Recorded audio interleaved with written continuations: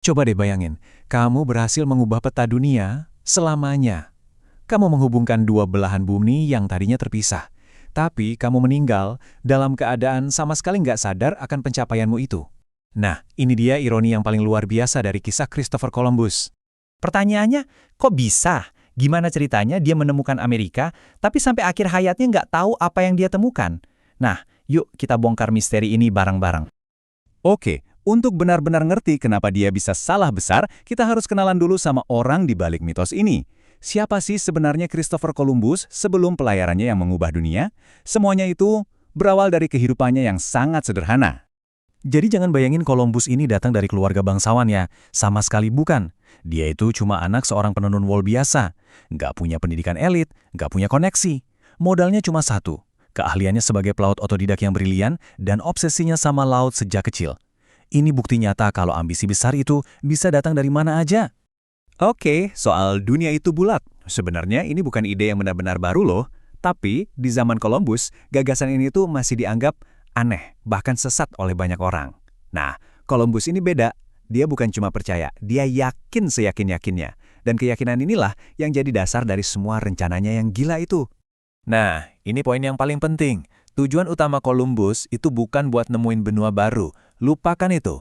Dia cuma punya satu misi, cari jalan pintas. Sebuah rute laut langsung ke Asia, ke sumber rempah-rempah, sutra dan emas yang legendaris itu.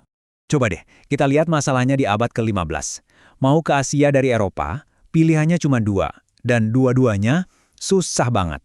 Lewat darat ke timur, wah, lambat, bahaya, dan jalurnya dikuasai Kekaisaran Ottoman. Lewat laut ke selatan, harus muterin seluruh Afrika. Perjalanan yang super panjang dan penuh risiko. Jadi bisa dibilang Eropa saat itu kayak lagi mentok. Nah, di tengah kebuntuan itu, muncullah ide radikal Columbus. Logikanya dia sederhana. Kalau bumi itu bulat, kenapa kita nggak coba berlayar ke arah sebaliknya? Berlayar ke barat buat sampai ke timur. Kelihatannya jenius kan? Tapi sayangnya, rencana ini didasarkan pada dua kesalahan perhitungan yang super fatal. Dia salah ngitung ukuran bumi, dan dia sama sekali nggak tahu kalau ada benua raksasa yang ngehalangin jalannya. Oke, punya ide sehebat itu satu hal. Tapi dapetin dana buat mewujudkannya, nah itu perjuangan yang lain lagi. Sekarang kita masuk ke babak di mana Columbus harus berjuang mati-matian buat mengubah mimpinya jadi kenyataan. Dan perjuangannya itu nggak sebentar, 8 tahun. Bayangin, 8 tahun dia keliling cari sponsor. Raja Portugal bilang idenya terlalu beresiko. Kerajaan Spanyol bilang tuntutannya buat jadi gubernur dan dapat bagian kekayaan itu sombong. Ditolak mentah-mentah berkali-kali. Tapi dia nggak nyerah. Akhirnya di tahun 1492, Ratu Isabella dari Spanyol, mungkin karena melihat kegigihannya, akhirnya bilang iya. Agustus 1492, akhirnya mereka berangkat. 3 kapal kecil, 90 awak, menuju lautan yang nggak dikenal. Bayangin tegangnya. Udah 2 bulan lebih mereka di tengah laut, nggak lihat apa-apa selain air. Perbekalan makin tipis, para awak kapal udah ketakutan dan hampir aja memberontak. Mereka udah di ujung tanduk, di ambang kegagalan.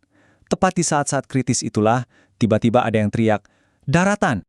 Nah, ini dia, titik baliknya.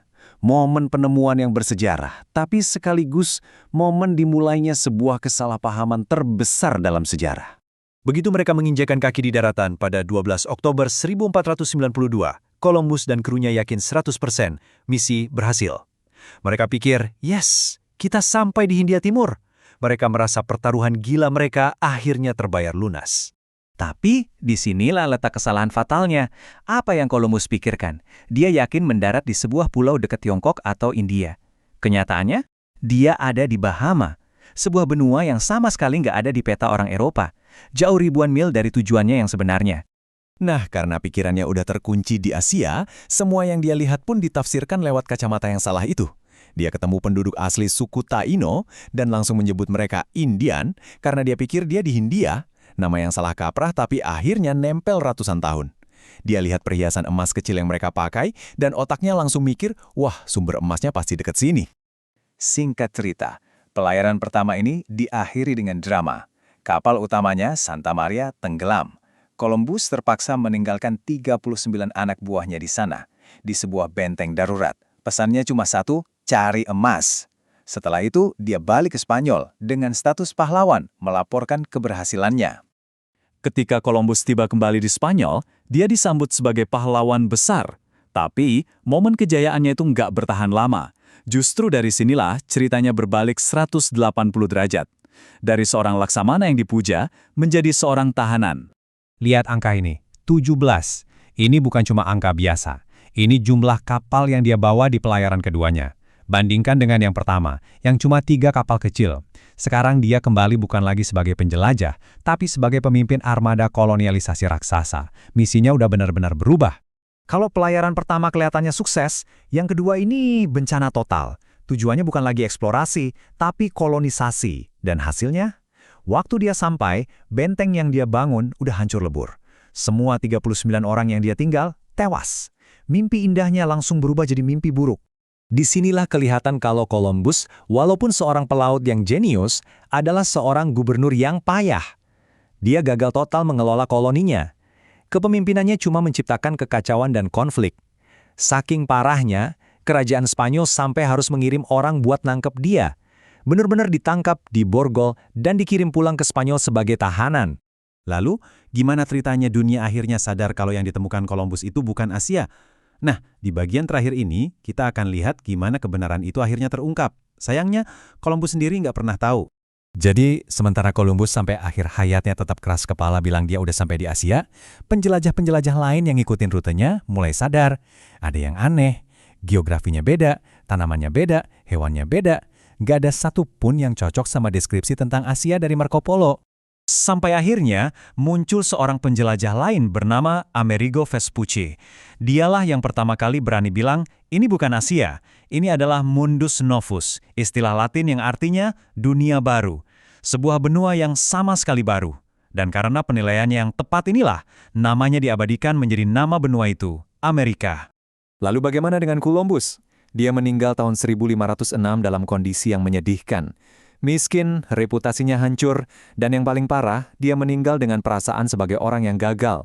Dia mati tanpa pernah tahu kalau kegagalan misinya, mencari jalan pintas ke Asia, sebenarnya adalah sebuah penemuan yang mengubah dunia. Jadi kita kembali lagi ke pertanyaan di awal. Ini sebuah kesalahan sejarah atau penemuan yang mengubah dunia? Bagaimana kita harus melihat sosok Columbus? Apakah dia seorang yang gagal mencapai misinya, atau seorang yang karena kesalahannya, justru tanpa sengaja mengubah sejarah manusia selamanya? Mungkin jawabannya adalah keduanya.